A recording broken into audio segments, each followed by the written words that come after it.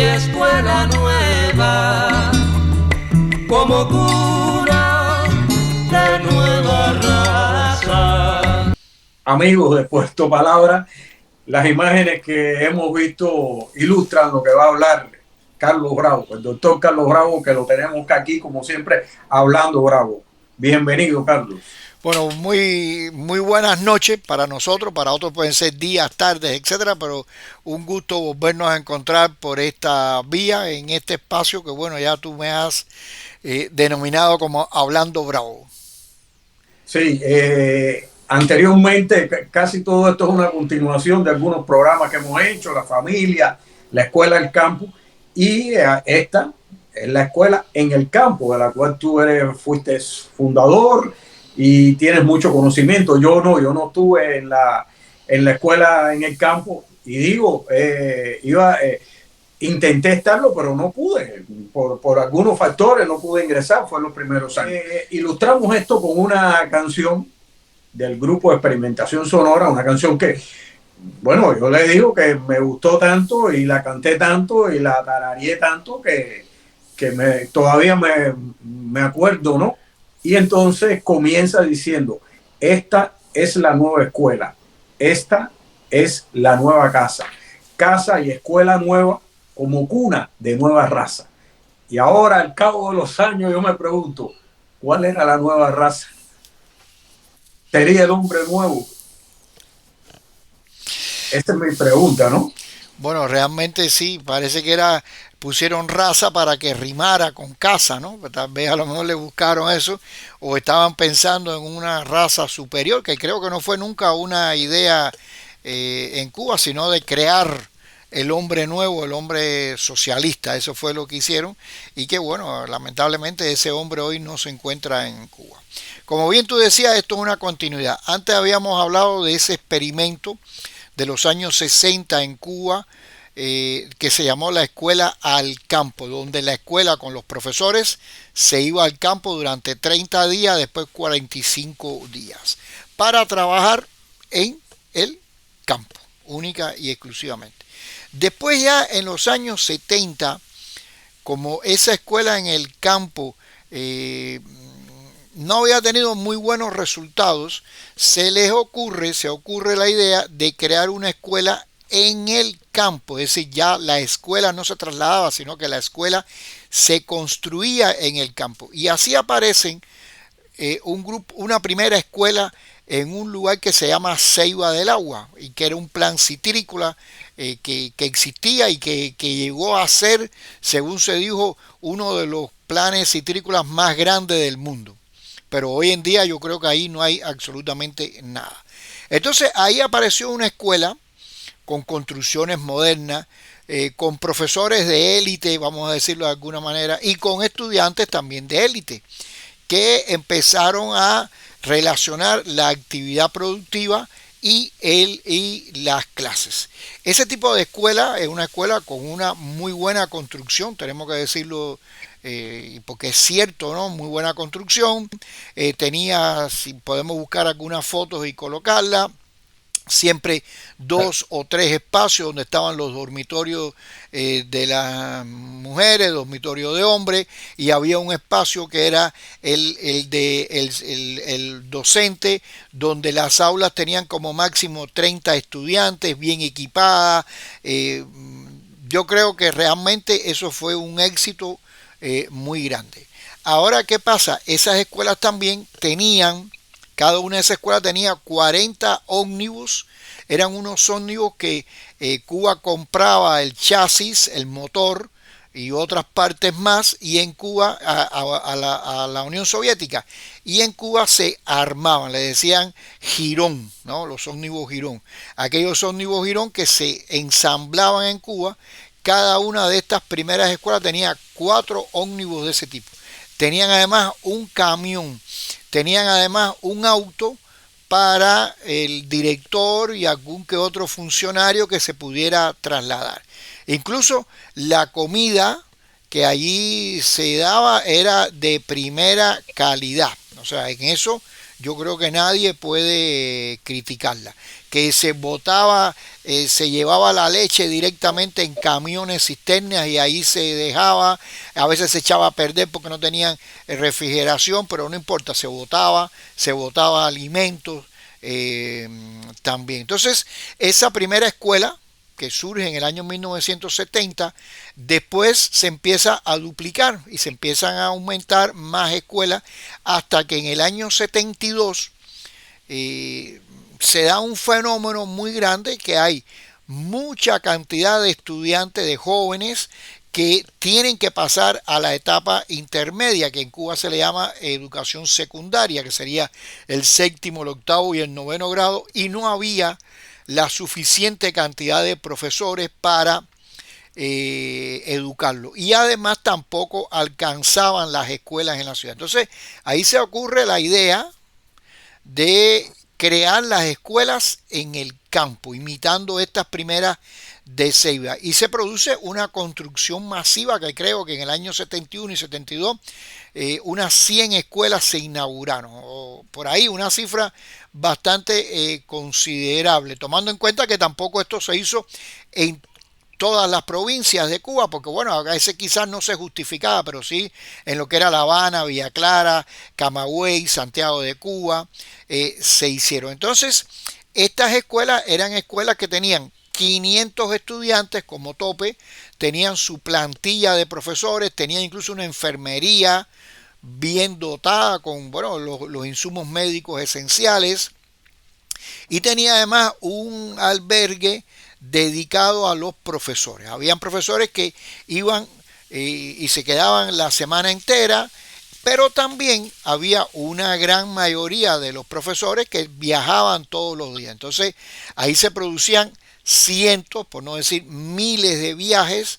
de profesores todos los días. Yo recuerdo que en algunas escuelas esas había un primer ómnibus que salía a las 6 de la mañana, digamos, de La Habana, llegaba allí desayunaban los profesores, daban clases hasta el mediodía y de ahí se iba ese ómnibus y venía el otro ómnibus con los profesores de la sesión de la tarde y después se iba a la ciudad, se quedaba ese ómnibus en la ciudad y volvía a hacer lo mismo. Entonces era un gasto enorme de combustible, un gasto enorme de combustible. Aquí vienen otros factores más que hay que tomar en cuenta. La idea surge bajo esa concepción de crear el hombre nuevo, que ese hombre nuevo tenía que socializar con los demás, pero cuando tú te das cuenta de trasladar un muchachito de 12, 13 y 14 años para vivir en ese tipo de ambiente, bueno, realmente no es muy socializador la idea. Entonces, no hay estudios. Yo no conozco ningún estudio, estuve buscando literatura de hace años atrás a ver si había un análisis de este tipo de consecuencias psicológicas, pero no hay absolutamente ningún análisis de ello. Te dejo a ti para que expreses tus opiniones. Como dije al principio, yo no tuve la oportunidad, hice bastantes gestiones. En ese tiempo, cuando comenzó, ya yo había terminado la secundaria básica, era el preuniversitario, para pasarlo. Estuve becado realmente en una escuela de electrónica 4 años. Yo no le veía sentido estar becado para estudiar tan cerca de internado, porque uno dice becado, piensa que le están pagando y es internado. Internado. Y entonces, bueno, yo creo que un día lo dije, había una joven, una compañera de nosotros que vivía frente a la escuela y tenía que dormir en la escuela. Y si iba a su casa a ver a su mamá un momentico cruzar la calle, que no era ni calle, porque estaba la casa dentro del límite, sí, podían hacer la jugada. O sea, decir que se había fugado y sancionarla. Pero ¿qué pasa? La escuela del campo, como todo, tuvo un gran difusión mediática. De ahí surge esa canción que vimos al principio, La Nueva Escuela, del documental, que no recuerdo si era el documental La Nueva Escuela o el documental No Tenemos Derecho a Esperar, que era sobre los constructores y la construcción de esas escuelas. Es muy interesante el documental.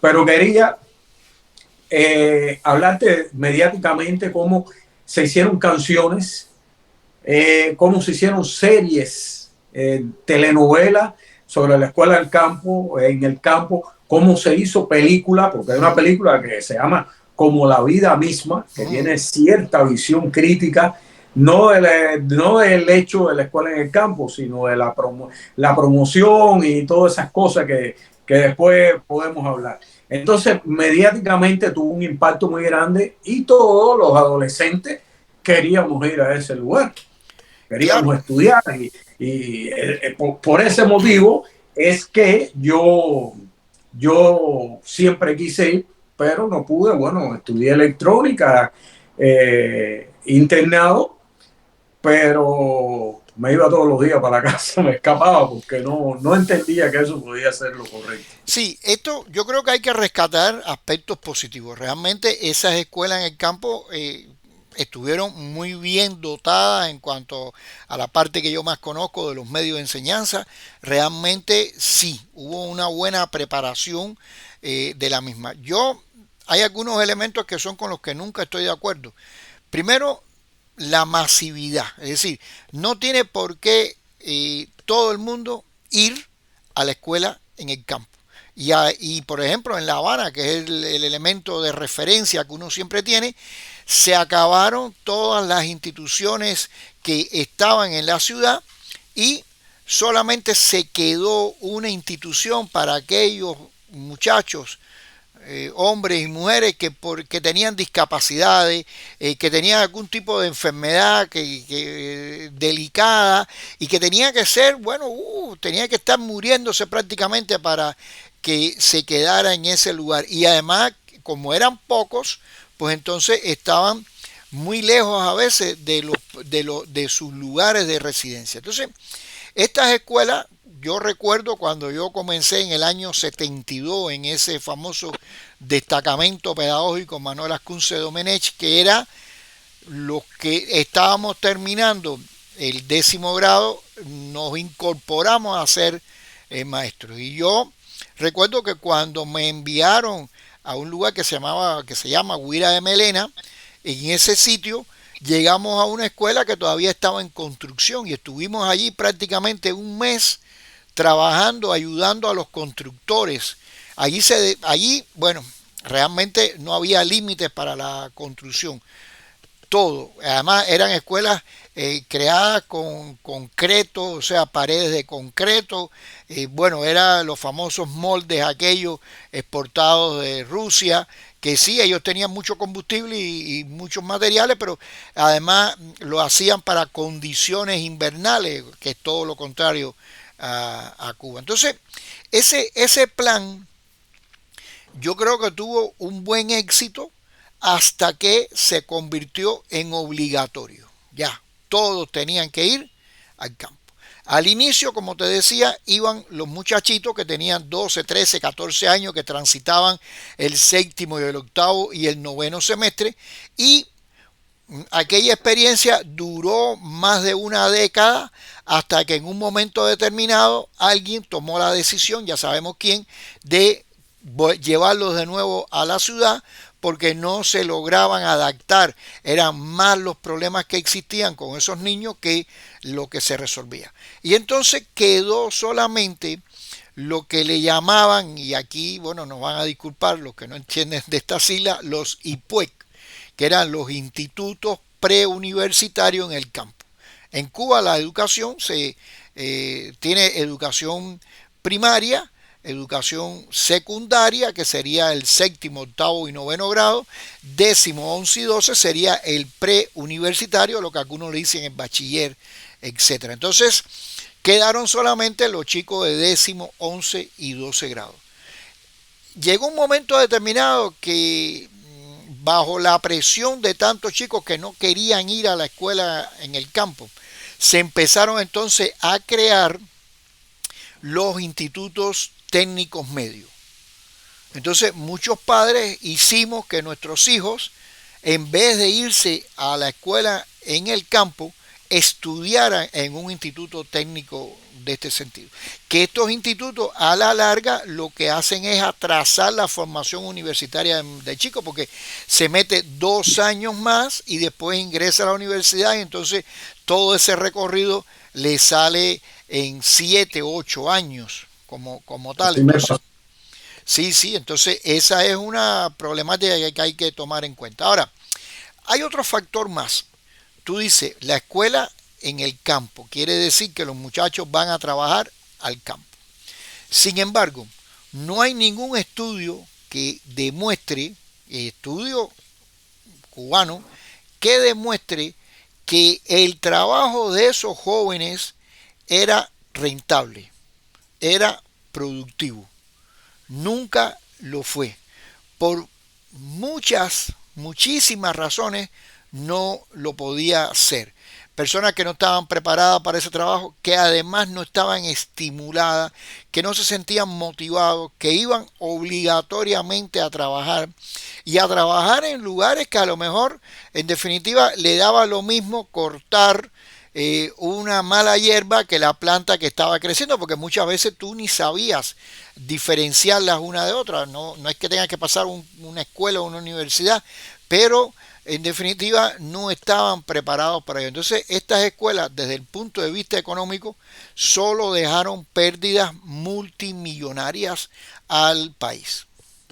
Bueno, esto de las pérdidas fue tremendo, porque hablamos de los profesores, pero hablamos del personal de la escuela, de los choferes, hasta de un personaje que se llamaba el turbinero, el que manejaba la turbina para sacar el agua, ¿no? Toda esa gente eran salarios que se pagaban. Y cuando tú hablabas de La Habana, yo quería hacerte una anécdota o hacerles una anécdota que yo ya en los años 80, yo trabajaba y fui con una delegación del lugar donde yo trabajaba, ¿no? De un ministerio, fuimos, bueno, yo viajaba mucho, pero esa vez viajamos en bus y regresamos en el bus un domingo en la tarde desde Santiago de Cuba, no recuerdo qué provincia era. Íbamos por la carretera central donde están todos los pueblos. Y lo más triste era el silencio que había. No había juventud, porque todo el mundo tuvo que irse al campo. Todos los jóvenes terminaban la escuela primaria y tenían que estar 7 años, 6 años en la escuela del campo. Entonces, en el campo, y uno pasaba por los parques de aquellos lugares y era la tristeza ver aquellos parques solos. Nos dejaron sin juventud. La juventud la acumularon, la almacenaron en aquellas escuelas. Y tuve otra experiencia que ya fue en el año 2003 o 2002, que fui a hacer un documental por el Fondo de Población de las Naciones Unidas y tuvimos que ir a varias escuelas en el campo, allá en Sagua de Tánamo, en Holguín, en Santiago, en aquellos lugares. Y ya era la decadencia, ya hasta, yo recuerdo una escuela muy grande en Sagua de Tánamo, que el mismo director nos hacía las historias de lo que pasaba ahí, el mismo director. Entonces era tremendo, ¿no? Yo, por suerte, tuve la oportunidad de hablar con algunos estudiantes ya que fueron estudiantes de escuela en el campo, en los finales de los 90, ya cuando estaba la decadencia, y nos hablaban que ya ni la comida era buena, ni los profesores eran buenos, y que ya todo decayó tanto. Y bueno, hemos visto incluso que las construcciones de las escuelas en el campo están totalmente ya destruidas. Algunas se le ha dado como albergue a personas que no tienen vivienda.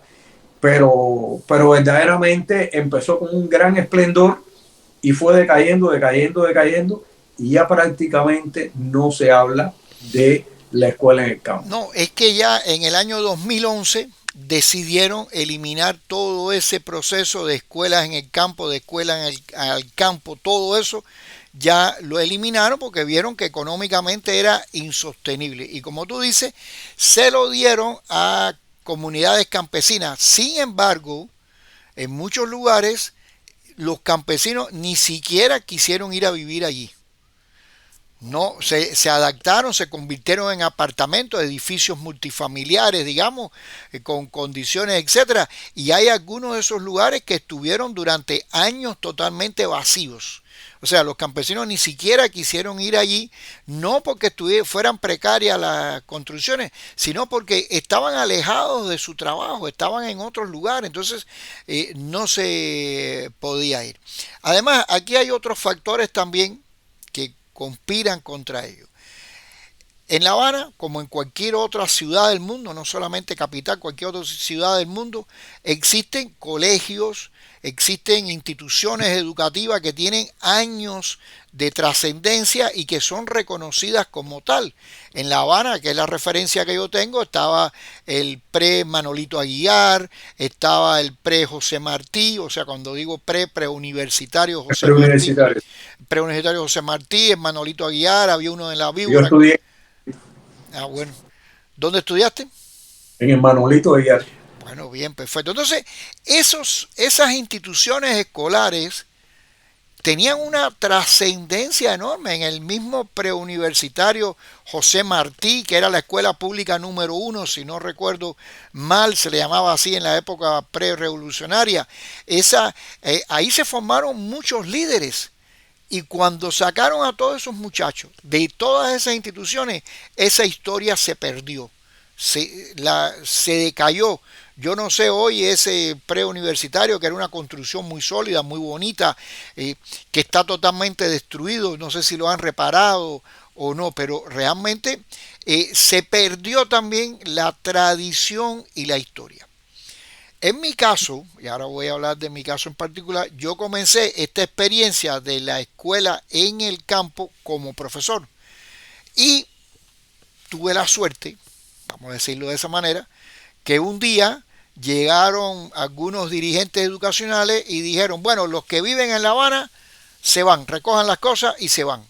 Nos montaron en un ómnibus y fuimos a parar a la que después se llamó Escuela Vocacional Lenin, que era una escuela de la élite, vamos a decirlo así. Ahí estaban los hijitos de los papás dirigentes y ahí se formó, me formé también como profesor y estuve trabajando hasta que me gradué, hasta que ya después trabajé un año más y ya me fui de la escuela, se llamaba así, escuela vocacional, porque era una escuela que estaba dirigida a formar actitudes vocacionales en el estudiante, que a mí me parece eso fantástico. Allí los jóvenes no solo trabajaban en el campo, se construyó al lado una fábrica de baterías sí, altamente contaminantes, porque eran baterías estas que se producían con carbón y no sé qué más, altamente contaminantes. Había una fábrica de radio, había una fábrica de antenas para televisores, habían otras fábricas más donde los muchachos iban a trabajar allí. Pero bueno, lo que hacían era trabajar. Es decir, no había una vinculación entre ese tipo de trabajo y las asignaturas que recibían en la materia, ¿no? En la materia no había ninguna vinculación porque yo nunca lo hice y nunca supe cómo se podía hacer. Entonces era así, de esa manera. Ese era el trabajo dispersado en diferentes lugares. Era una escuela que tenía 4.500 estudiantes, una cifra elevada, fue la más grande de Cuba en ese momento, y después se construyeron algunas similares en el resto del país. Puedo señalar que bien, el equipamiento de esa Lenin, de esa escuela vocacional Lenin, fue donado por Brezhnev, o creo que fue él el que la inauguró o no. La inauguró, yo estudiaba en la escuela. Ah, bueno, fue él el que la inauguró. Y bueno, donaron una cantidad de material espectacular, tengo que decirlo así, con un grupo de asesores rusos.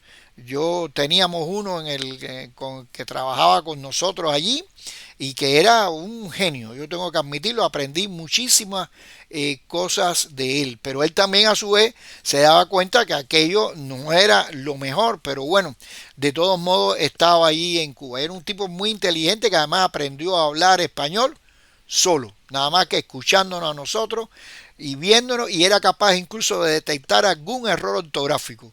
Eso yo lo recuerdo y digo, güey, una gente sumamente inteligente. Entonces, ahí se creó otro ambiente más. Hoy en día, esa escuela vocacional Lenin, y puedes buscar fotos, está totalmente destruida. Destruida, era una joya. El mejor tabloncillo para practicar básquet que existía en toda Cuba estaba en esa escuela. Allí iban a hacer práctica los integrantes de la Selección Nacional Cubana de Baloncesto. Practicaban allí. Era un tabloncillo de madera especialmente para esto. Ese tabloncillo desapareció. La Lenin tenía 3 tremendas piscinas, una piscina de clavado olímpica y otras 2 piscinas más. Todo eso está destruido, está totalmente abandonado. Y justamente la mayoría de esos estudiantes, no sé por qué, pero viven en Miami. Y ellos se reúnen continuamente, hacen reuniones, la reunión de tal fecha, la de más cual fecha, de esta, la otra, y ahí se reúnen y mantienen su amistad. Incluso tienen un grupo en Facebook y en internet, no recuerdo bien, donde también han aceptado los propios profesores, que hemos escrito algunas anécdotas, etcétera. Entonces, un poco para concluir esta idea de la escuela en el campo, fíjate que duró alrededor de unos 40 años, hasta que ya fue precario, fue ya decayendo, una cosa totalmente insostenible, y tuvieron que eliminarlo. Entonces uno siempre se pregunta, ¿dónde está el hombre nuevo que se formó en esas escuelas? No hay estadísticas de la cantidad de embarazos, de suicidio, que es también de frecuente en la violaciones. juventud. Bueno, de eso es menos todavía.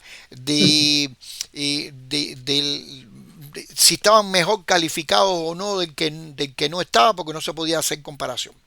Y aquí te voy a dar un caso más que hemos conversado. De buenas a primeras, empezó a aparecer el concepto del promocionismo. Y entonces en el periódico oficial de Cuba, el único que hay es Granma, bueno, el oficial. Ese periódico, cuando terminaba el curso escolar en julio, pues publicaba el índice de aprobación de los colegios, de las escuelas en el campo. Yo recuerdo que los primeros habían 10 que tenían 100% aprobado, es decir, ningún estudiante perdió absolutamente ninguna asignatura. Al año siguiente, por supuesto, si yo era director, yo tenía que también estar en primer lugar. Y entonces ya no eran 10, eran 100. Y de buenas a primeras, casi todas las escuelas en el campo tenían un nivel de promoción del 100%, y había algunas escuelas que tenían del 101 y del 102 y del 103%, y así aparecía publicado y uno decía, pero ¿cómo se pasan? ¿Cómo es posible esto? Entonces algunas explicaciones decían, no, es que son estudiantes de nueva incorporación que llegaron. Bueno, pues si son de nueva incorporación están dentro del 100%, pero bueno. Y un día, de la noche a la mañana, como suceden las cosas en Cuba, alguien dijo, no se publican más los datos, y ese año en algunos colegios que conocemos perfectamente el índice de aprobación era del 60%. Si el año pasado era de 100, ¿por qué al otro año eran de 60%? Y eso es un lastre para la economía nacional, es un lastre. La cantidad de estudiantes que abandonaban las escuelas era una cifra que considerable. Es decir, eso repercutía negativamente en la economía cubana, como repercute muchas de esas ideas que no son sustentables, porque cuando tú la quieres hacer mayoritaria y cuando la quieres hacer obligada, evidentemente no da el fruto esperado. Y eso es lo que ha pasado hoy en día, que una gran cantidad de mis compañeros que fueron profesores se dedicaron a otras tareas que eran más lucrativas, por supuesto, y muy pocos siguieron, y así conozco otros más que fueron mis alumnos después y que al graduarse no quisieron nunca trabajar como profesores. Carlos, eso es una de las cosas, porque hay que refrescar la memoria y quien no lo ha conocido lo conozca. Y hablando de memoria, y eso creo que lo conversábamos el otro día, ¿no? Fuera de cámara, no es que se haya perdido la memoria de nuestras escuelas, de nuestras instituciones educacionales, es que no hubo, porque nosotros es muy fácil, en Bolivia sobre todo, que algún estudiante o algún amigo te diga, hoy nos vamos a reunir la promoción de no sé qué año. Eso en Cuba no existía, no existe, no hay esa reunión, no hay acordarnos, escribir, nos graduamos en el año, no sé, en el año 80 y nos reunimos cada 3 o 4 años. Esa cosa linda que también tiene el proceso educativo, no es que se perdió, es que nunca existió y no sé por qué motivo, no. Bueno, ni siquiera nos daban diploma a veces. No, yo en ese punto creo que el hecho de sacarte de ese tipo de escuela, como decíamos anteriormente, ya hace que se rompa y que no haya un vínculo, porque ahora tú dices, bueno, yo soy de la promoción del año 60, bueno, quizás vamos a poner un poquito más acá, de la promoción del año 80 de la escuela tal. Aquí hay un colegio tradicional que se llama Nacional Florida y que todos los años, y hace unos meses atrás lo hizo, hacen un desfile por el centro de la ciudad, los muchachos de tal nivel, del otro, y es un colegio que tiene 50 o 60 años de creado, entonces es un colegio tradicional que se mantiene y que es un orgullo para algunos padres decir, bueno, mi hijo estudió donde yo estudié, pero en Cuba nuestros hijos nunca pudieron estudiar donde nosotros estudiábamos, porque probablemente ya no llegaron a ese momento a estudiar en ese lugar,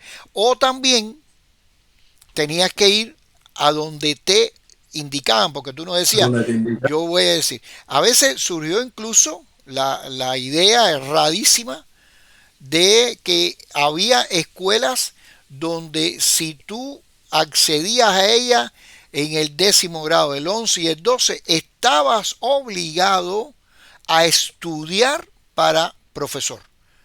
Y así aparecieron esos IPUEC pedagógicos, donde ya tú cuando llegabas al 12 grado, olvídate, no podías seleccionar ninguna otra carrera universitaria que no fuera la carrera de educación.